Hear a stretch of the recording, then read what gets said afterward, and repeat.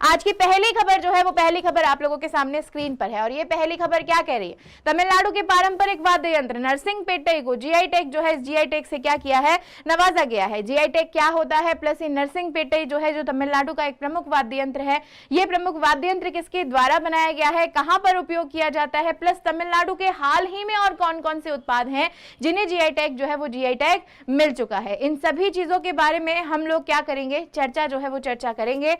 उसी के साथ साथ राष्ट्रीय कैलेंडर, और आप सभी को पता है कि राष्ट्रीय कैलेंडर के रूप में शक संवत का उपयोग जो है वो शक संवत का उपयोग हमारे यहाँ किया जाता है और इसी राष्ट्रीय कैलेंडर को अपनाने की 65वीं वर्षगांठ जो है, ये 65वीं वर्षगांठ हाल ही में क्या की गई है, मनाई गई है। और जब 65वीं वर्षगांठ मनाई गई है तो हमें कहीं ना कहीं ये जानना भी बेहद जरूरी है कि इसी राष्ट्रीय कैलेंडर को पहली बार हमारे संविधान में, हमारे संवैधानिक तरीके से कब अपनाया गया था। तो ये राष्ट्रीय कैलेंडर और इसी राष्ट्रीय कैलेंडर की 65वीं वर्षगांठ जो है, इस वर्षगांठ को क्या किया गया है, मनाया गया है। और शिमला में भारत का पहला एसएआई राष्ट्रीय उत्कृष्टता केंद्र जो है वो क्या किया गया, स्थापित किया गया। SAI is what, sports authority of India, और यही स्पोर्ट्स अथॉरिटी ऑफ इंडिया है जिसे स्पोर्ट्स अथॉरिटी ऑफ इंडिया ने अपना पहला राष्ट्रीय उत्कृष्टता केंद्र जो है ये स्थापित किया है, ताकि इस केंद्र की सहायता से बच्चे जो है, उन बच्चों को खेल के प्रति प्रोत्साहित जो है वो प्रोत्साहित यहाँ पर किया जा सके। ठीक है, चलिए उसी के आगे बढ़ते हैं और आगे बढ़ने के साथ साथ अगली बात करते हैं। 24 मार्च और 24 मार्च को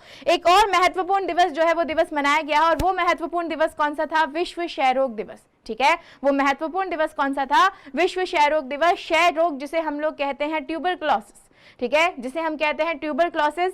क्या होता है ये ट्यूबरक्लोसिस, किसकी वजह से होता है, वजह से होने के साथ साथ वाहक क्या होता है, हमारे शरीर के कौन से अंगों को प्रभावित करता है और किस तरीके से दुनिया में फैल रहा है, सभी चीजों के बारे में क्या करेंगे, बात करेंगे। और हिताशी तकेयुची, नाम से और शक्ल से दोनों से आपको पता चल रहा होगा कि ये हिताशी तकेयुची जो है ये जापान के व्यक्ति है और जापान के जो व्यक्ति हैं ने मारुति सुजुकी जो है, उस मारुति सुजुकी का नया सीईओ जो है वो हाल ही में क्या किया गया है, नियुक्त जो है वो नियुक्त किया गया है। तो नियुक्ति से जुड़ी हुई एक महत्वपूर्ण प्रश्न थी। और जिया राय पाक जलडमरू मध्य को तैरकर पार करने वाली दुनिया की सबसे कम उम्र की सबसे तेज महिला तैराक जो है वो बन चुकी है। इनकी तस्वीर आप लोगों को यहाँ पर नजर आ रही है और तस्वीर के साथ साथ हमारे इंडियन नेवी के जवान जो है वो जवान भी यहाँ पर आप लोगों को नजर आ रहे हैं, जिन जवानों की सहायता से, जिन जवानों ने कहीं ना कहीं ये जो महिला है, इस महिला को एक सम्मान जो है वो सम्मान नेवी की तरफ से दिया है, जब इन्होंने सबसे कम उम्र में ये जो पाक जलडमरू मध्य है इसको तैरकर पार किया।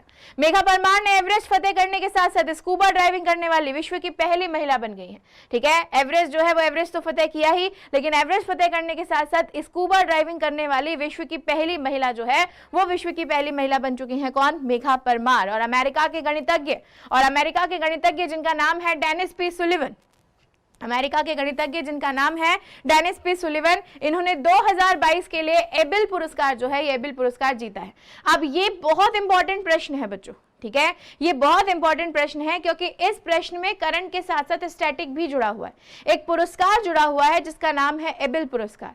ये एबेल पुरस्कार क्यों दिया जाता है, इसकी शुरुआत कब हुई थी, किसके द्वारा की गई थी, प्लस किस क्षेत्र में दिया जाता है, वर्ष 2022 में किस क्षेत्र में इस एबेल पुरस्कार को दिया गया है। ये कुछ महत्वपूर्ण प्रश्न है जो हमें पढ़ने की जरूरत है और ये एक ऐसा प्रश्न है जो निश्चित तौर पर आपकी परीक्षा में आप लोगों से क्या किया जा सकता है, पूछा जा सकता है। तो ध्यान रखना है, अच्छे से इसको पढ़ना है। प्लस देवेंद्र झांझड़िया पद्म भूषण प्राप्त करने वाले पहले पैरा एथलीट जो है वो पहले पैरा एथलीट क्या हो चुके हैं, पुरुष पैरा एथलीट जो है वो पैरा एथलीट बन चुके हैं जिन्हें पद्म भूषण मिला है। और अवनी लखेरा जो है, उन अवनी लखेरा को भी आप जानते हैं, अवनी लखेरा को पद्मश्री से क्या किया गया है, हाल ही में सम्मानित किया गया है। और पद्म भूषण को प्राप्त करने वाले पहले पैरा एथलीट जो है वो देवेंद्र झांझड़िया बन चुके हैं। गजेंद्र सिंह शेखावत जो कि है हमारे जल शक्ति मंत्री, ठीक है, जो है हमारे केंद्रीय जल शक्ति मंत्री, उन्हीं केंद्रीय जल शक्ति मंत्री गजेंद्र सिंह शेखावत ने हमारा जो विश्व जल दिवस था, इस विश्व जल दिवस के अवसर पर सुजलम 2.0 अभियान जो है, सुजलम 2.0 अभियान की शुरुआत की है। अब ये सुजलम 2.0 अभियान जो है ये क्या है, किसके लिए है, किस लिए है, कब से शुरू किया गया, सबके बारे में चर्चा करेंगे। और यहाँ देखो एक तस्वीर नजर आ रही है आपको, जिनके प्रधानमंत्री के पद पर गाज गिरी हुई है। अविश्वास प्रस्ताव जो है वो इनकी संसद में कहीं ना कहीं विपक्षी दल तैयार करके बैठा है इनके लिए, और उसी अविश्वास प्रस्ताव के तहत 100% श्योर है कि प्रधानमंत्री पाकिस्तान जो है, उस पाकिस्तान का कोई भी प्रधानमंत्री जो है ना वो अपना कार्यकाल जो है वो कार्यकाल अभी तक 5 साल का पूरा नहीं कर पाया। और ये रिकॉर्ड जो है, ये रिकॉर्ड ये जो इमरान खान है ये भी क्या नहीं कर पाएंगे, तोड़ नहीं पाएंगे। और अविश्वास प्रस्ताव के तहत जल्द ही हो सकता है कि पीएम की कुर्सी इनसे छिन जाए। तो मुस्लिम देशों के समझ आने वाली चुनौतियों पर परिचर्चा करने के लिए ओआईसी जो है, इस ओआईसी की बैठक इस्लामाबाद में क्या हुई है, आयोजित